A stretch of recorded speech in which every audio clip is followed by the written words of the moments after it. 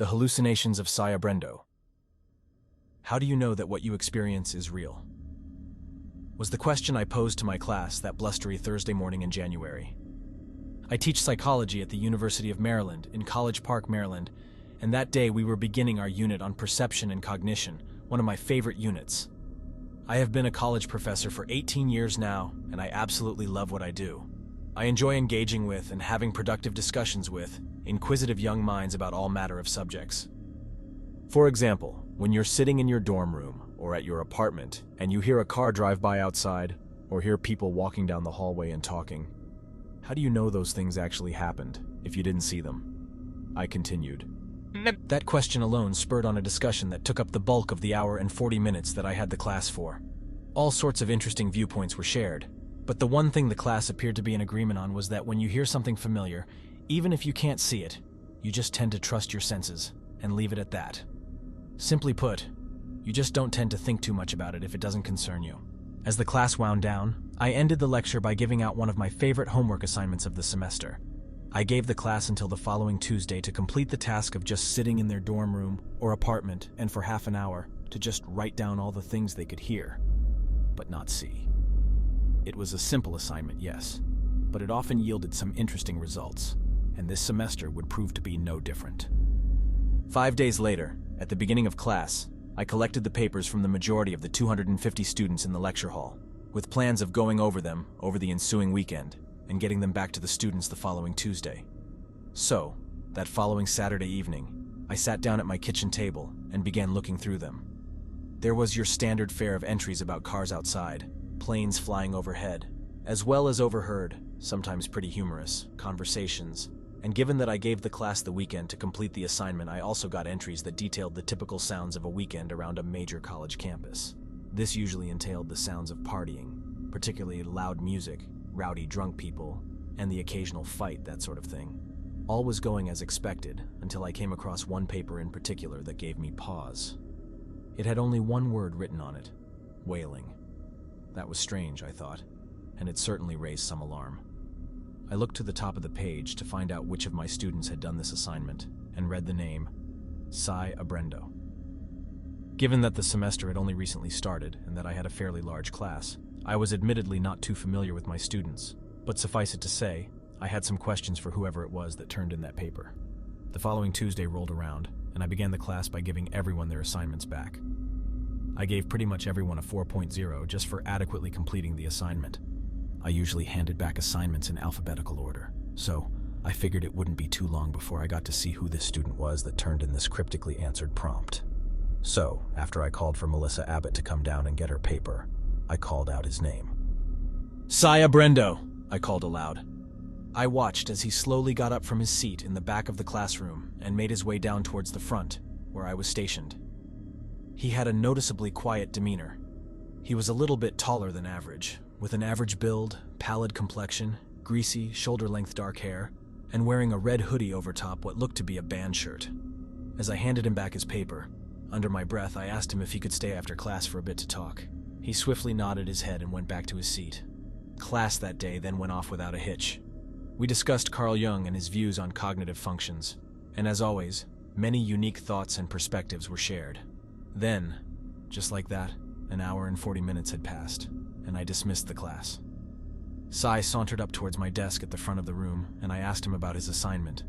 I asked if everything was okay, as well as asking what he thought the cause of the wailing was.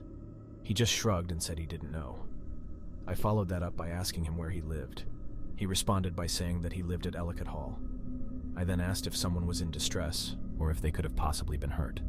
He said he didn't think so, and that he actually had been hearing the same wailing sound for a while now, at least since early last semester. I asked if he had called campus security, to which he claimed that he had, and that they did an investigation into the sound, but couldn't find anyone who would admit to having been the one making the noise. Moreover, they couldn't seem to find anybody else on his floor that even heard the sound in question. Thinking that it may have only been audible to a small portion of his dorm, I inquired if he had a roommate, and if his roommate had heard the wailing also. He said that he had a roommate named Tristan, but that he didn't seem to hear the sound either. I then asked him how often he heard the sound. He said that it happened every so often, and at any and all hours of the day, seemingly without any rhyme or reason. I was having a tough time piecing this one together. I figured that maybe someone was in some form of emotional distress, but possibly just didn't want to admit to it. I was preparing to dismiss him when he volunteered one more bit of information. He said that the first time he heard the sound, it sounded rather distant, but as time went on, it got louder, as if whatever was making the sound was getting closer. That certainly was very interesting. On that, I dismissed him, and without another word, he walked out of the lecture hall. Over the next so many weeks, Cy's experiences with the mysterious wailing sound would occasionally cross my mind, but overall I largely forgot about it as the semester went on. That was until one day when he showed up to my office hours. I was just about to pack up my stuff and head home for the evening when he appeared at my door and asked if we could talk. I welcomed him warmly and beckoned him to come in and sit down. He then detailed several updates pertaining to the wailing sound. He said that he had been hearing the wailing sound more and more frequently, and that it was still getting louder with each subsequent time he would hear it. I then asked him to elucidate what the wailing sounded like. As in, did it sound like it was coming from a male or a female, whether it was a high or low-pitched sound, stuff like that. He said that it was hard to say, but that the sound was always at about the same pitch and would sometimes last only seconds, other times several hours. As I was sat at my desk trying to formulate a good follow-up question, he suddenly broke the silence, saying that he was starting to think it was all in his head. I must admit, I did think that was a distinct possibility, seeing as how nobody seemed to be hearing the sound except for him. I then went over some of the on-campus options that were available to students for counseling and the like. He thanked me for the information before adding one more bit of information. He said that in addition to the wailing sound, he thought that he had begun to see something out of the corner of his eye as well. I asked him if he believed the two things to be related. He then stood up while gathering his things and shrugged, saying that he wasn't sure. He thanked me for my time, then promptly left my office. I just sat at my desk in deep thought for a while thereafter, before I eventually collected my things and headed home. As I was driving home, there was something I couldn't get out of my head. That was that during the entire time we were talking in my office, Cy didn't seem overly bothered by the situation. He never seemed anything more than maybe mildly perturbed at worst. He actually kept a pretty casual manner most of the time. Over the next couple of days, I talked to several of my colleagues who had a greater knowledge base of stuff like this, and who had dealt with this kind of thing in a clinical setting about this matter. One theme that kept coming up was that of hallucinations, and I must say, I got quite the crash course in the subject from my fellow professors. I even decided to co-author an essay with one of my colleagues on matters pertaining to the subject. The semester progressed pretty normally from there, and before I knew it, it was time for midterms, the time when I would be faced with grading exams and reading term papers. Even though the grading of all 250 of those exams and papers was strenuous, and at times about as much fun as a thrombosed hemorrhoid, I did enjoy reading what my students wrote. It appeared as though I had a really good Psych 225 class that semester, replete with intelligent young men and women that had a real knack for psychology and psychological research. As far as things with Cy were concerned, he showed up to class regularly and even held a very respectable 3.0 in my class. He even wrote one of the better and more engaging term papers that semester on negative reinforcement.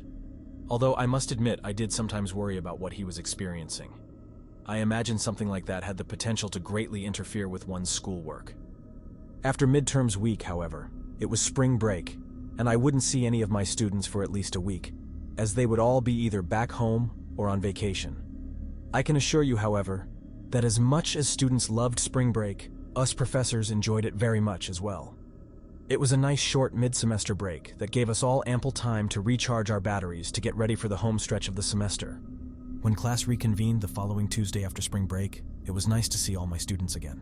Some didn't seem as ready for classes to restart as others. C entered the classroom about 5 minutes before class was scheduled to start. He seemed to be in a cheerier mood than usual as he quickly made his way to his seat at the back of the room. Class that day went well, as we were starting on our new unit about ego-syntonic and ego-dystonic behavior. For the most part, Cy seemed to be in a relatively relaxed state throughout the class. But partway through the lecture, I glanced up at the back of the room and noticed that he seemed to be overtly distracted by something, with his eyes darting all around. I called him over to my desk again after class had ended to ask him if he was feeling okay, and to let him know that I had noticed his lack of focus that day. He apologized and said that he was feeling all right, but that he was indeed very distracted that day. I asked him what was wrong, and he said that as he was sitting in class, He heard the wailing sound again. That was odd, as I hadn't heard anything, and it didn't appear as though any of the other students had either. While not really any of my business, I couldn't help but ask if he was on any medication that may be causing these hallucinations as a side effect. He said that he wasn't on any meds and that he overall didn't have any health problems that would warrant medication.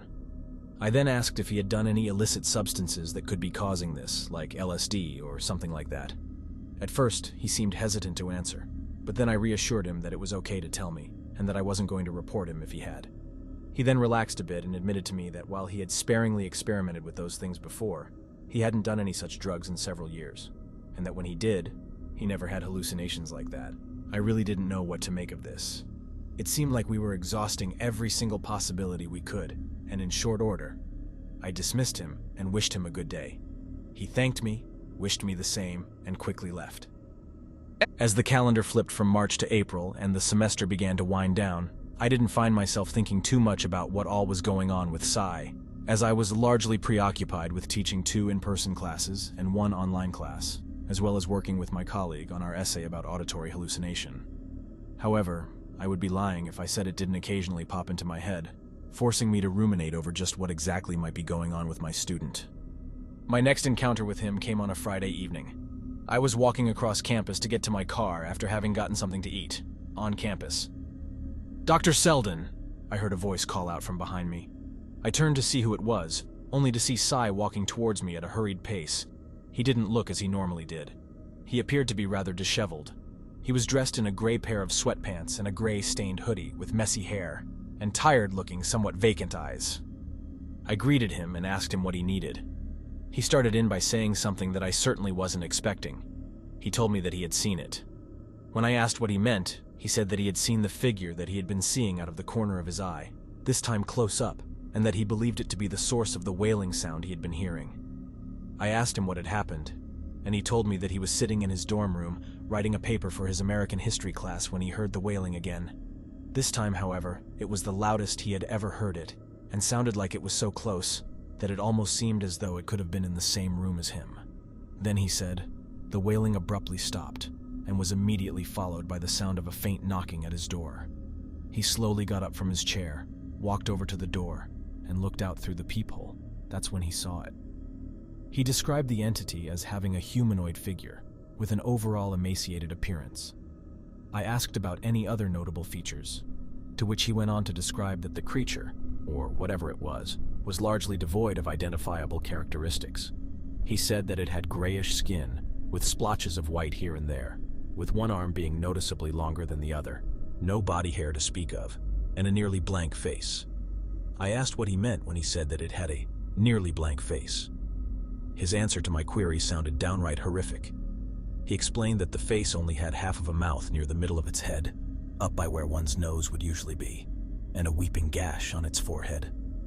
I asked him to elaborate further, and he said that it looked as if it only had the right side of a mouth halfway up its face, and an oozing wound just a few inches above said mouth. I could hardly imagine such a thing.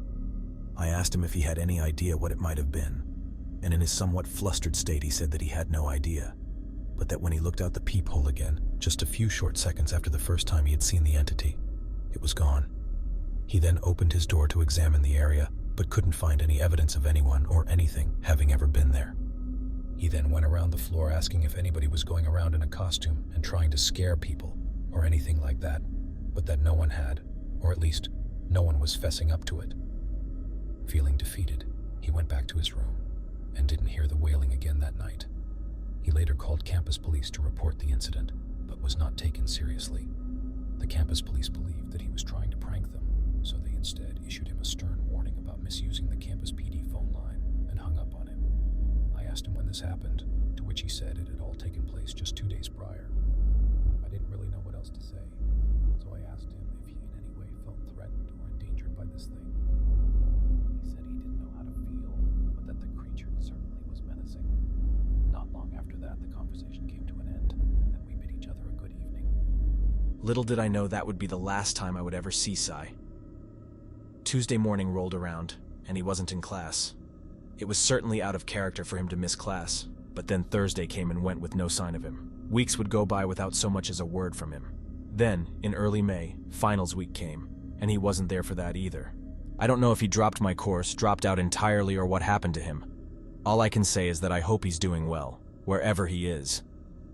As the end of the semester was drawing near, and students were preparing to move out and go home for the summer, I decided to go over to Ellicott Hall and see if I could hear anything for myself. So, one evening, after I'd finished grading finals for the day, I headed up that way and just stood outside for a while, since professors weren't permitted inside the residence halls, trying to see if I could hear what it was that Cy had been hearing. Not gonna lie, I'm not sure how anybody could hear much of anything over the cacophony of techno music that I could clearly hear coming from the building while I was stood at least 50 feet away.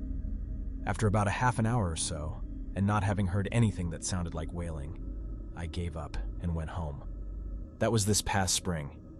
It is now the middle of the summer, and with no classes to teach, I got to work on the essay that my colleague and I were collaborating on when something strange happened.